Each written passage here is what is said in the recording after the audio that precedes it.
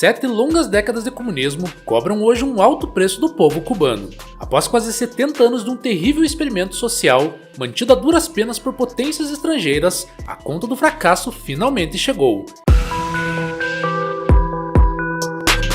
Este é o Visão Libertária, sua fonte de informações descentralizadas e distribuídas. Ajude a propagar as ideias de liberdade.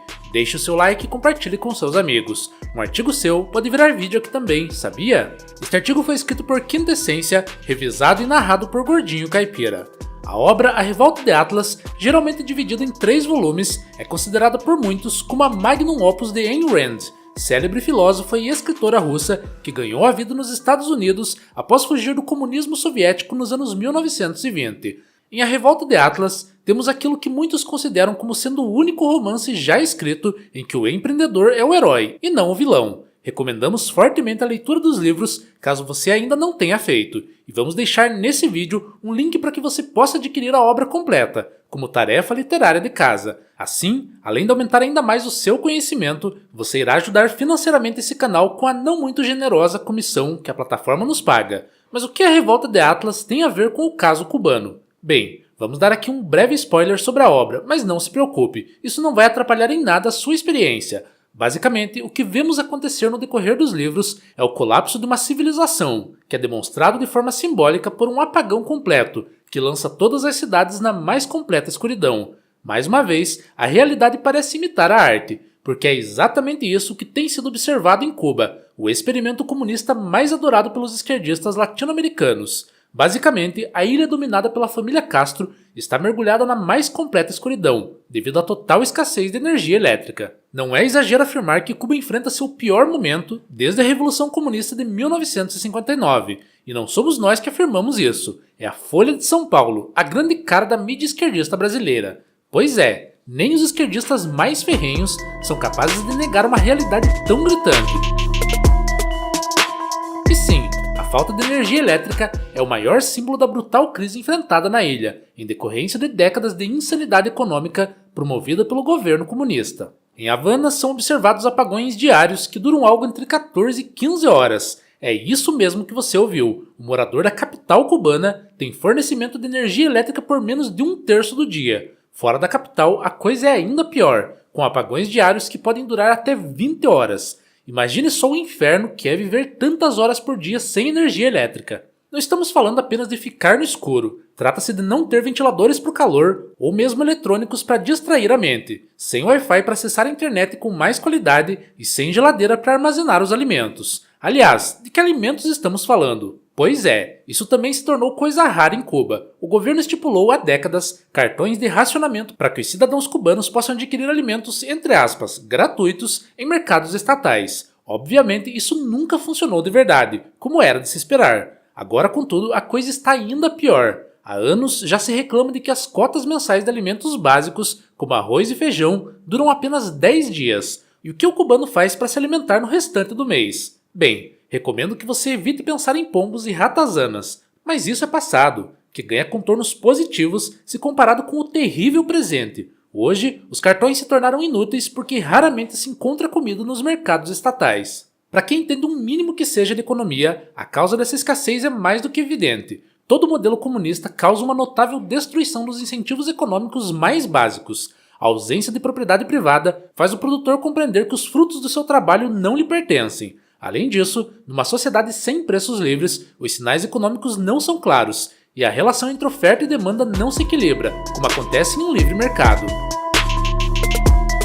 O preço de um produto é uma informação objetiva, resultado dos custos de sua produção, da margem de cada membro da cadeia produtiva e de inúmeros outros fatores que formam a complexa equação do preço. Quando essa informação objetiva passa a ser tratada como uma opinião subjetiva, o resultado é exatamente o que vemos em Cuba: um decréscimo considerável na disponibilidade de absolutamente tudo, até mesmo dos itens mais básicos como os alimentos. É certo que ainda é possível encontrar comida abundante e de qualidade nos mercados cubanos privados, que foram autorizados a partir de 2021. Porém, os preços praticados em tais mercados estão muito além da realidade de um cubano típico. Por lá, uma cartela de 30 ovos custa mais do que o salário médio do trabalhador cubano. Não por ganância dos comerciantes malvadões, mas sim porque o salário mensal em Cuba gira em torno de 7 dólares, um valor incompatível com qualquer economia funcional. E se você acha que essa escassez de energia elétrica e de alimentos é problema suficiente, lhe convido a dar um passo adiante para falarmos sobre os combustíveis. Uma conhecida anedota diz que a única coisa que o comunismo produz com maestria são filas, e isso se aplica bem a Cuba. Todo cidadão cubano que deseja abastecer seu veículo, certamente uma carroça caindo aos pedaços, precisa agendar o abastecimento através de um aplicativo de celular. Exatamente, não é só chegar no posto e pedir para completar o tanque como você faz na sua cidade. O cubano precisa fazer um agendamento. Só que a coisa é ainda pior, porque ele precisa fazer esse pedido com pelo menos 3 semanas de antecedência. Esse prazo, contudo, é simbólico, porque geralmente leva mais de 3 meses para o pedido ser atendido. Ou seja, o cubano tem que encher o tanque de sua carroça e rezar para a gasolina não acabar durante esse período. Na verdade, falta combustível para todo mundo, até para o governo. Por isso, a coleta de lixo urbano quase não é realizada, resultando em um grande acúmulo de lixo nas ruas das cidades. Isso, por sua vez, favorece a proliferação de doenças causadas por mosquitos que fazem a festa nesse lixo acumulado. Agora pense que medicamentos também são artigos de luxo em Cuba, sendo praticamente impossível ter acesso a itens básicos a não ser com a ajuda de parentes no exterior, e você vai entender a dimensão dessa verdadeira tragédia humanitária. Mas o importante é que todos têm saúde de graça. Obviamente, nada disso começou agora. Nós mesmos temos relatado esse problema por aqui desde o início do canal. Veja, por exemplo, que desde 2023, pelo menos, o Brasil envia toneladas de medicamentos para Cuba. Não estamos falando de remédios sofisticados, é coisa básica mesmo, incluindo itens de enfermaria como gaze e esparadrapo. Tudo isso, é claro, foi doado pelo Brasil. Isso mesmo, o pagador de impostos brasileiro está socorrendo o cubano que é vítima da ditadura comunista. Já a falta de alimentos é um problema ainda mais antigo, que, tal como acontece com outras carestias em Cuba, se agravou ainda mais nessa década. Em 2023, mais de 4 milhões de cubanos sofriam de insuficiência alimentar, o equivalente a 40% da população total do país. Estamos falando de um déficit calórico superior a 225 calorias por dia. Se você não faz ideia do que esse valor significa, saiba que isso pode representar uma perda de até 10 quilos por pessoa em apenas um ano. E como esses números são de 3 anos atrás, provavelmente a situação atual é ainda pior.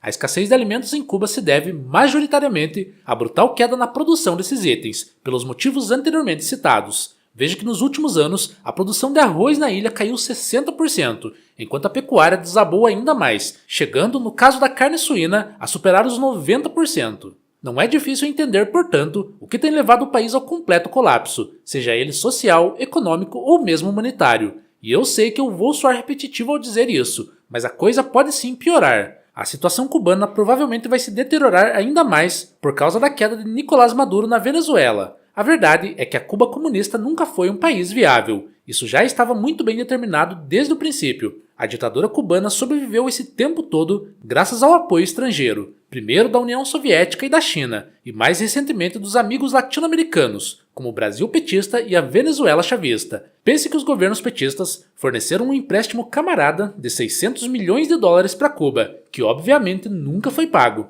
Mas a Venezuela foi ainda mais longe, fornecendo de tudo para Cuba durante muito tempo, especialmente o petróleo. Agora, Maduro caiu e a coisa desandou para o regime cubano. É certo que a Venezuela já não conseguia suprir a demanda da ilha-prisão há muitos anos, por também ser um país destruído pelo comunismo. Ainda assim, Cuba recebia cerca de 30 mil barris de petróleo venezuelanos por dia, quantia que provavelmente vai ser suspensa por completo, com a Venezuela sendo praticamente administrada pelos Estados Unidos. Cuba, que já vivia um profundo déficit de petróleo, vai ver esse problema se agravar ainda mais, posto que a Venezuela era responsável até então por 30% de todo o petróleo consumido na ilha. Não foi por outro motivo, inclusive, que o próprio Donald Trump afirmou que não vai fazer nada em relação a Cuba, porque, segundo o Laranjão, o regime ditatorial estaria podre e cairia por conta própria. É claro que muita gente, em Cuba e fora do país, coloca a culpa dessa situação no famigerado embargo americano. Nós também já falamos exaustivamente desse tema aqui no canal. Obviamente, tudo isso é balela. A culpa do fracasso do modelo cubano é, como sempre, do próprio comunismo.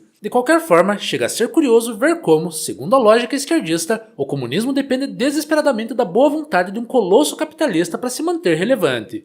Desde 1959, ano da tão celebrada Revolução, Cuba está condenada ao fracasso e à miséria, e a velocidade com que ambos aconteceriam sempre dependeu exclusivamente de quanto apoio externo o país receberia. mas as torneiras do dinheiro comunista foram se fechando, uma a uma, e agora que Cuba depende apenas de si própria para sobreviver, a insanidade desse experimento social se torna evidente. O sonho se tornou um pesadelo, para os cubanos há muito tempo. Para os esquerdistas do mundo capitalista, o pesadelo se tornou visível agora.